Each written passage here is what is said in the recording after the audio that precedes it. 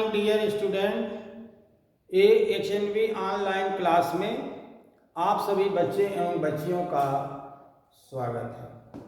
बच्चों, आज हम लोग क्लास 9 सब्जेक्ट मैथ्स में जो पॉलिनोमियल्स चल रहा है और उस पॉलिनोमियल्स में जो एक्सरसाइज चल रही है बच्चों, एक्सरसाइज जो 2.4 चल रहा है बच्चों, 2.4 में इसके पहले वीडियो जो गई है आप लोगों के बीच में, उसमें लेक्चर नंबर 7 आप लोगों ने उसमें कुछ क्वेश्चन लगा करके मैं आप लोगों को दिया था और एक उसमें क्वेश्चन बचा हुआ था जो आप लोगों ने उस वाले वीडियो में आप लोगों ने गुणनखंड विधि से गुणनखंड किए थे। अब आज हम लोग शेषफल प्रमेय के द्वारा गुणनखंड सीखेंगे। तो आइए बच्चों शुरू करते हैं क्लास 9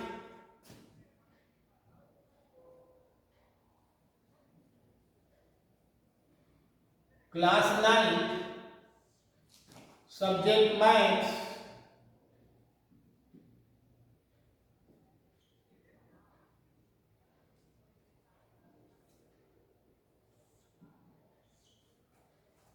और यह एक्सरसाइज जो होगी 2.4 होगी।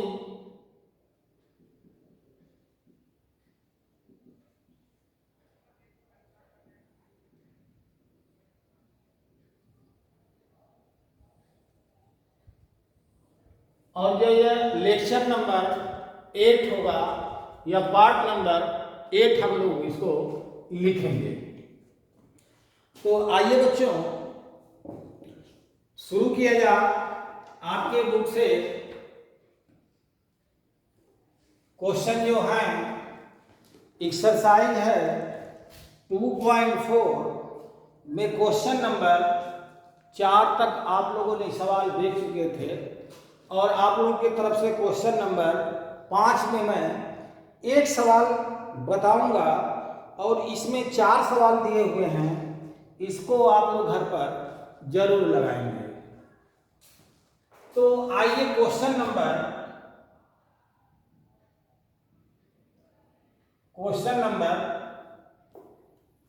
1 है और किसका 1 है? यह 5वें का फर्स्ट है। इसमें सवाल में दिया हुआ बच्चों x³ - 2x²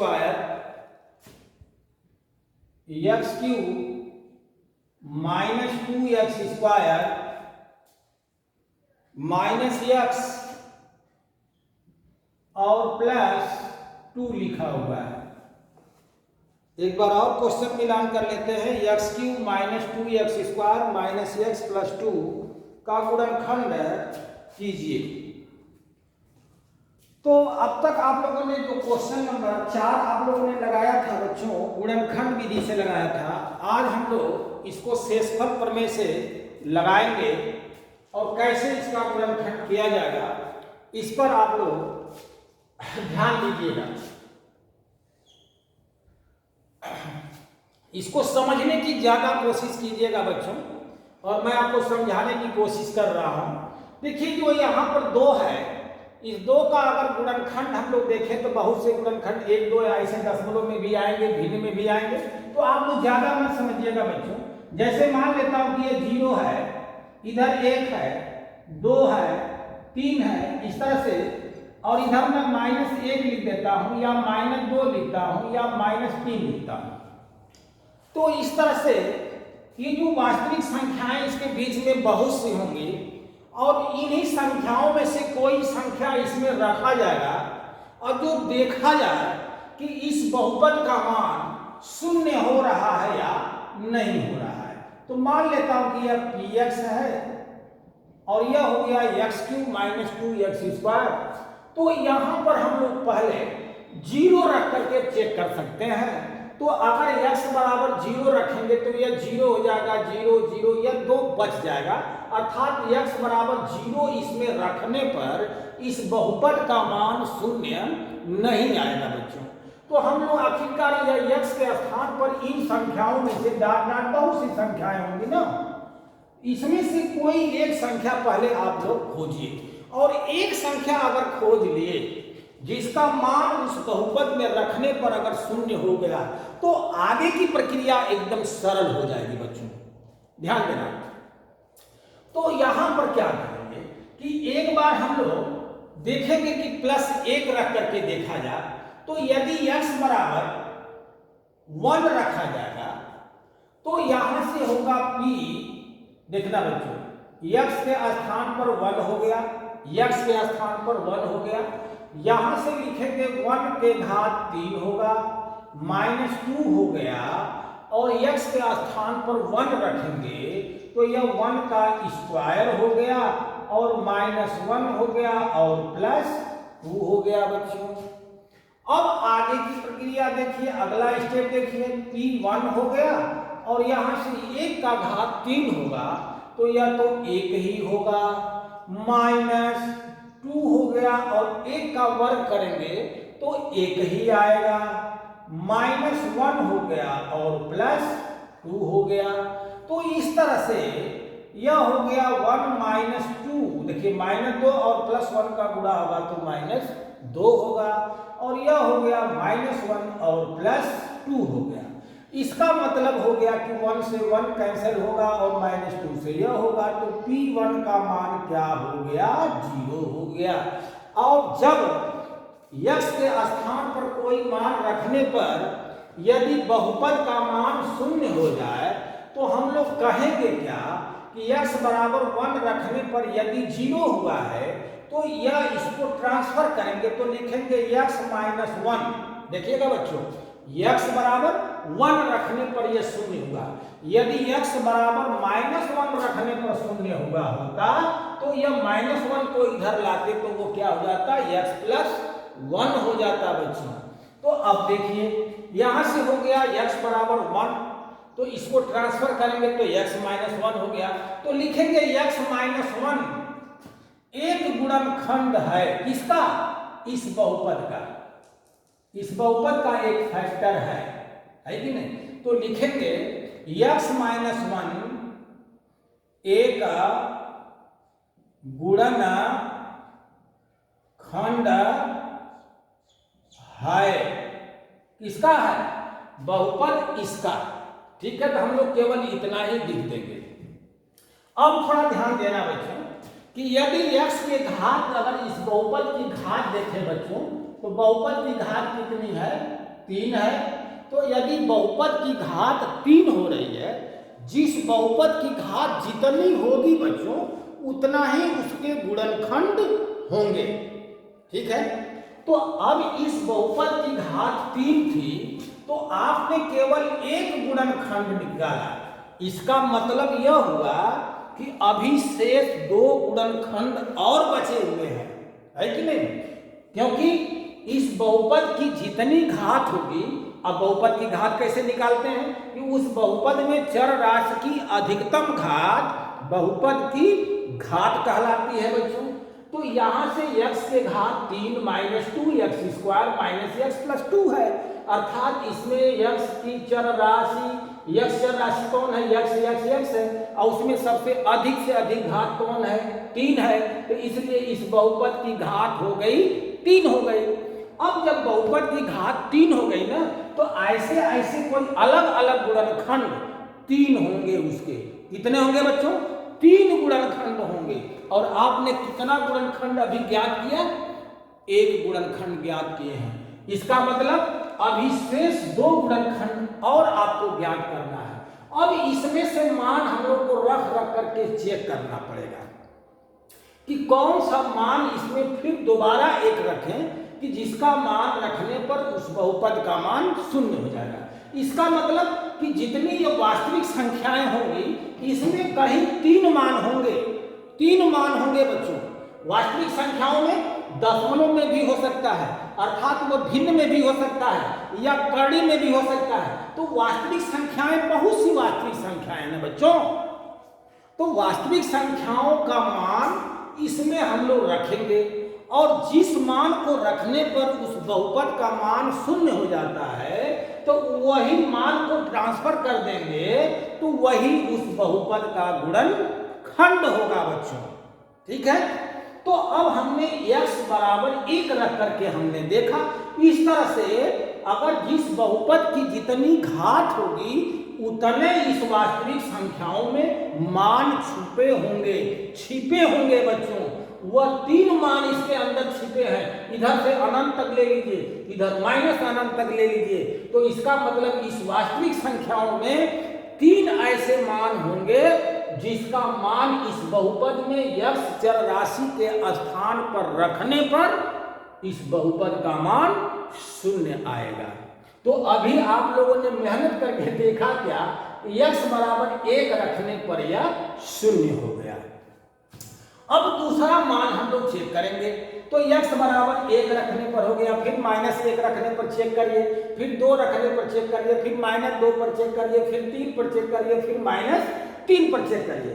तो इस तरह से आप लोग को बार बार चेक करना पड़ेगा। तो अब क्या किया जाए कि कोई ऐसा नियम हम लोग देखा जाए कि एक मान हम लोगों ने चेक करें, एक मान निकाल करके हम लोग चेक करें और बाकी जो 2 मान हैं उसको हम लोग को इसमें से खोजने की जरूरत न पड़े। कोई ऐसा विधि बताइए।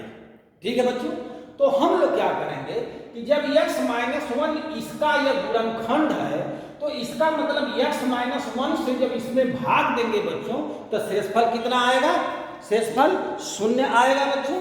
तो अब चलिए हम लोग भाग दिया जाए। देखिए अब देखिए क्या करेंगे हम लोग, यहां से हम लोग x³ -2x²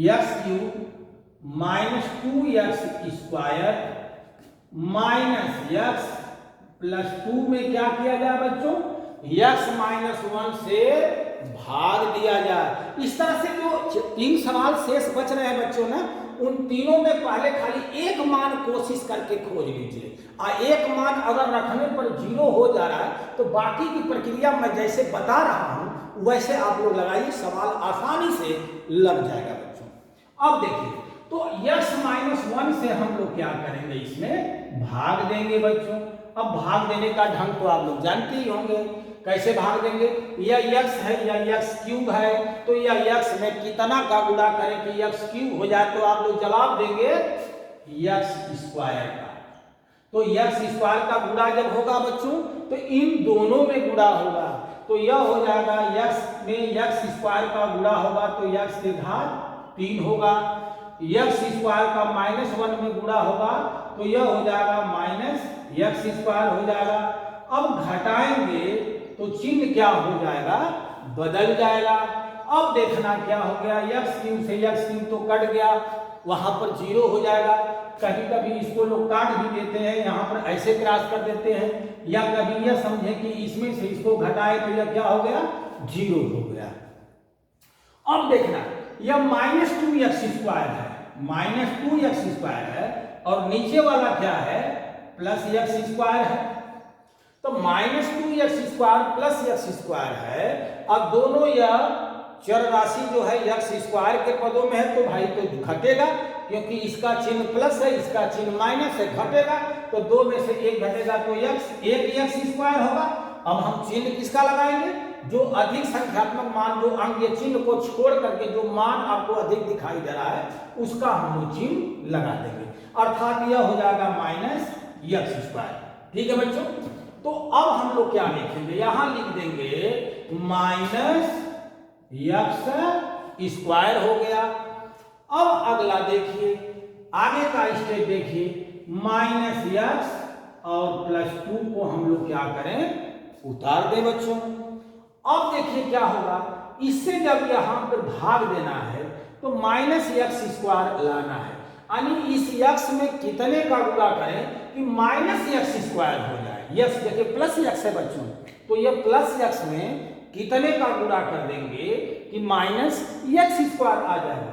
तो पता चला कि यहाँ पर -x का हम लोग को गुणा करना पड़ेगा।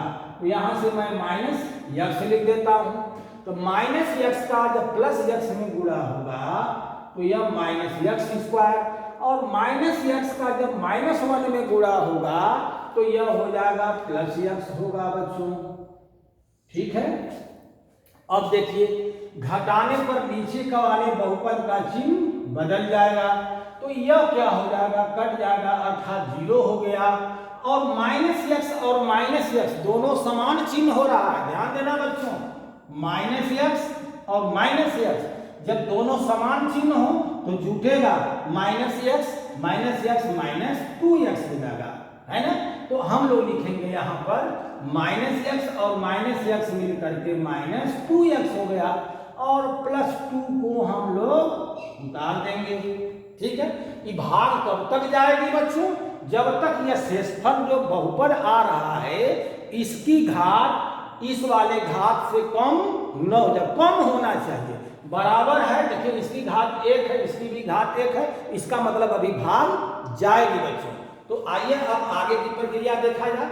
यहां से होगा क्या, -2x है और यह +x है, इसका मतलब -2 से हम लोग इसमें भाग दे देंगे।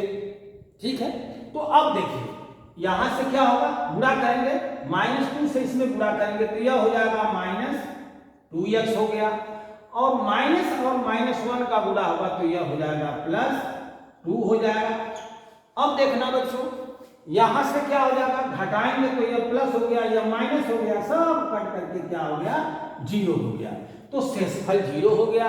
इसका अर्थ यह निकला बच्चों, अब देखिए इसका क्या अर्थ हो रहा है, इसका अर्थ यह हो रहा है कि जो बहुपद हम लोगों ने लिखा है यह बहुपद इसके और इसके गुणा के बराबर होगा। ठीक है, तो अब हम लोग आगे क्या लिखेंगे, प्रक्रिया लिखेंगे, अगला स्टेप में से लिखेंगे कि जो x की घात 3 है बच्चों और -2x² है और -x है +2 है, यह जो होगा बहुपद यह बराबर क्या लिखाएगा कि x-1 गुणे x² -x और -2 के बराबर होगा, x-1 और x² -x -2 के बराबर होगा। यदि आप लोग इसका गुणा करके चेक करना चाहें तो गुणा करके देख लीजिएगा, जब गुणा करेंगे तो इसके बराबर आ जाएगा। हम लोग को क्या करना है, गुणनखंड करना है बच्चों। तो गुणनखंड करने का मतलब कि ऐसे ऐसे बहुपद का 3 गुणनखंड होना चाहिए। तो एक गुणनखंड तो मालूम हो गया, अब यह द्विघात है, तो द्विघात है तो यह द्विघात जब बहुपद है तो इसके गुणनखंड कितने होंगे, 2 होंगे, इसका मतलब 2 गुणनखंड, इसका भी ज्ञान करना पड़ेगा। अब यहां पर आप चाहें तो गुणनखंड विधि से भी लगा सकते हैं या आप शेषफल प्रमेय से भी लगा सकते हैं। आइए गुणनखंड से ही लगाया जा रहा है। अब चलिए बच्चों आगे ध्यान दीजिएगा, मैं इसको मिटा दे रहा हूं, आप लोग इसको नोट कर लीजिएगा, मिटा दें बच्चों।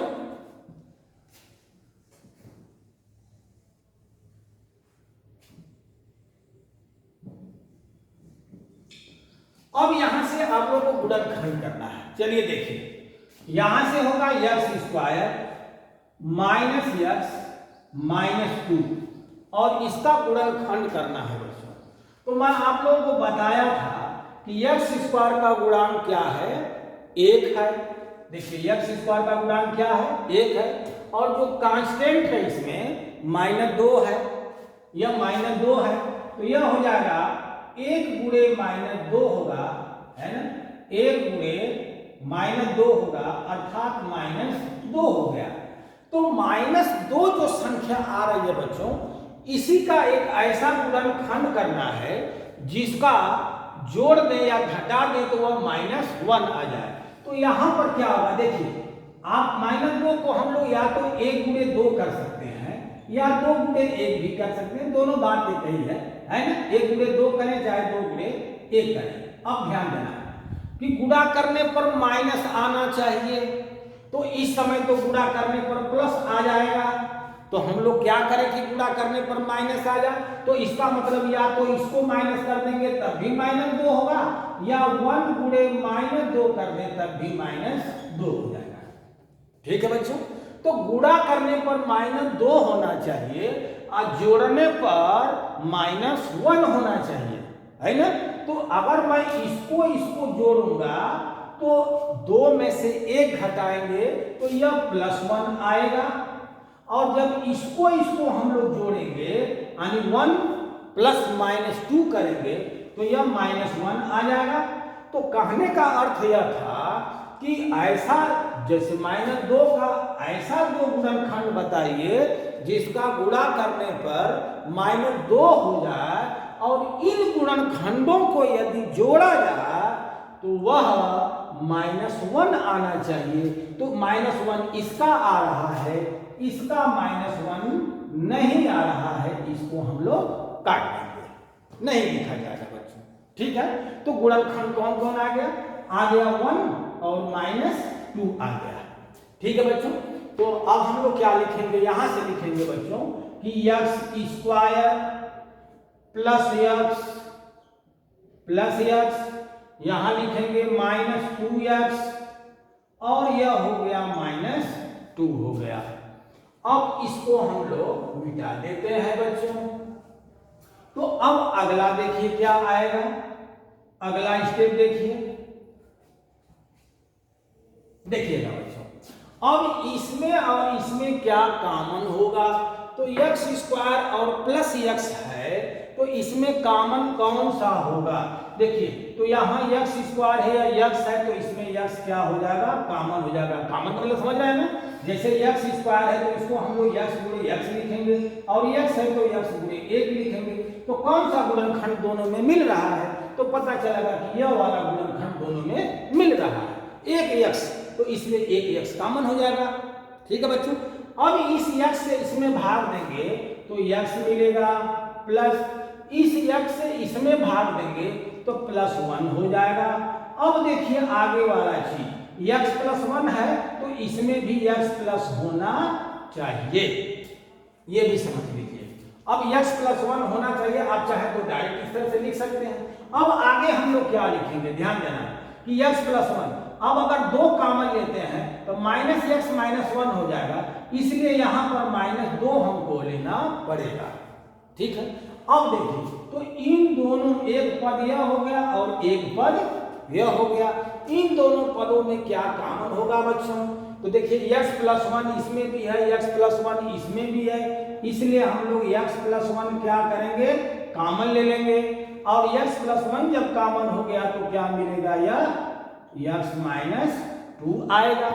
इसका मतलब यह हो गया कि जो x² -2 था बच्चों, उसके स्थान पर हम लोग x +1 और x -2 लिखेंगे। ठीक है बच्चों, तो अब देखिए यहां से जो x² -x +2 था, इसका गुणनखंड हो गया, एक हो गया x +1 और एक हो गया x -2 हो गया। तो इस तरह से हम लोग क्या करेंगे, यहां से लिखेंगे x -1 और इसके स्थान पर हम लोग लिख देंगे x +1 और यहां हो जाएगा x -2 हो जाएगा। तो इस तरह से यह जो है x³ -2x² -x +2 का जो गुणनखंड होगा बच्चों, यही आएगा। तो यही x -1 x +1 और x -2 यही इसका आंसर आएगा, यानी यही गुणनखंड होगा। इसका मतलब कि जो यह बहुपद है, उस बहुपद में कौन कौन सा मान हम लोग रखेंगे तो वह बहुपद का मान 0 हो जाएगा। तो देखिए, एक तो आप लोग यहां से देखिए, यदि x -1 बराबर 0 करेंगे तो x बराबर क्या आएगा, 1 आएगा। दूसरा देखिए, यदि x +1 बराबर 0 करते हैं तो x बराबर -1 आएगा। तीसरा देखिए, x -2 बराबर 0 करेंगे तो x बराबर 2 आएगा। इस तरह से तीन वास्तविक संख्याएं जो होंगी उसमें से केवल यही तीन मान जो आएंगे इस बहुपद के मान में, यानी x के स्थान पर अगर हम लोग x बराबर 1 रखेंगे तब भी बहुपद, यहाँ बहुपद का मान क्या आ जाएगा, 0 आ जाएगा। तो x - 1 एक गुणनखंड हो गया। मैं कहा था आप लोग चेक करिएगा, इसके पहले पता था ना कि आपने एक मान खोज करके इस बहुपद का मान आप लोगों ने 0 निकाला है। अभी शेष 2 मान होंगे, तो वह शेष 2 मान कौन कौन है बच्चों, x बराबर -1। अगर मैं x के स्थान पर -1 रख करके सॉल्व कर दूं तब भी इस बहुपद का मान क्या आ जाएगा, 0 आ जाएगा। और जब x बराबर -1 रखने पर 0 आएगा तो x + 1 भी इसका एक गुणनखंड होगा। जो x - 1 कह रहे थे अब वो लिखते हैं हम लोग कि x + 1 भी एक गुणनखंड है। तो 2 मान आप लोगों ने चेक कर लिया। अब तीसरा का मान देखिए, x बराबर 2 रखने पर भी इसमें 0 हो जाएगा। x बराबर 2 रख करके घर पर चेक कर लीजिएगा बच्चों। तो x बराबर जब 2 रखेंगे तो इस बहुपद का मान जो आएगा वो 0 आ जाएगा, अर्थात x - 2 भी इसका एक गुणनखंड होगा। ठीक है, तो 3 गुणनखंड हो गए। कौन कौन, x - 1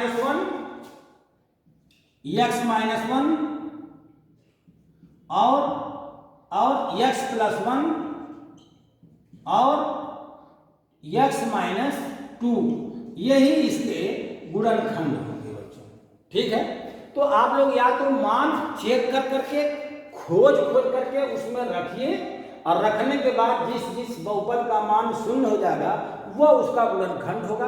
तो केवल अगर त्रिघात बहुपद है, यानी त्रिघाती बहुपद है, तो यह x के 3 मान खोजेंगे, चौथा मान मत खोजिए, नहीं लगेगा कि 3 मान पर 0 हो गया तो लोग चौथा भी मान हम बैठ करके खोजे, है कि नहीं। चौथा मान कोई होगा ही नहीं, केवल 3 ही मान यह आएंगे जो इस बहुपद के मान में रखने पर वह 0 हो जाएगा। चौथा मान कोई नहीं होगा बच्चों। ठीक है, तो हमें यकीन है कि आप लोगों को इस तरह से 5वां में जो 3 सवाल और शेष है बच्चों, उसको जरूर आप लोग घर पर लगाने का काम कीजिएगा, कोशिश कीजिएगा, और यदि लग जाए तब भी हमें बता दीजिएगा, ताकि हम अगला जो आर्टिकल आ रही है या जो एक्सरसाइज आ रही है उसकी आर्टिकल हम आपको बताएंगे, जिसमें सर्वसमीका से संबंधित, फार्मूला से संबंधित आपको सवाल उसमें पूछे जाएंगे। तो आप लोग जरूर इस सवाल को घर पर लगाइएगा, और यदि लग जाए तो कमेंट बॉक्स में लिख करके हमें जरूर दीजिएगा, बताइएगा, अवगत कराइएगा, और यह समझ में जिन बच्चों को आ गया हो वो भी थोड़ा कमेंट करके बता दें कि हाँ यह सवाल हमें समझ में आ गया बच्चों। तो इसी के साथ इस लेक्चर को हम क्लोज कर रहे हैं। केवल एक ही क्वेश्चन हम आपको बता पाए, ताकि ज़्यादा से ज़्यादा सवाल आप लोग खुद घर पर लगाने बच्चों। तो आज इसी पर इस लेक्चर को क्लोज कर रहे हैं, और अगला नेक्स्ट वीडियो के लिए आप लोग इंतजार करिएगा। सभी बच्चों को हमारे तरफ से बहुत बहुत धन्यवाद बच्चों।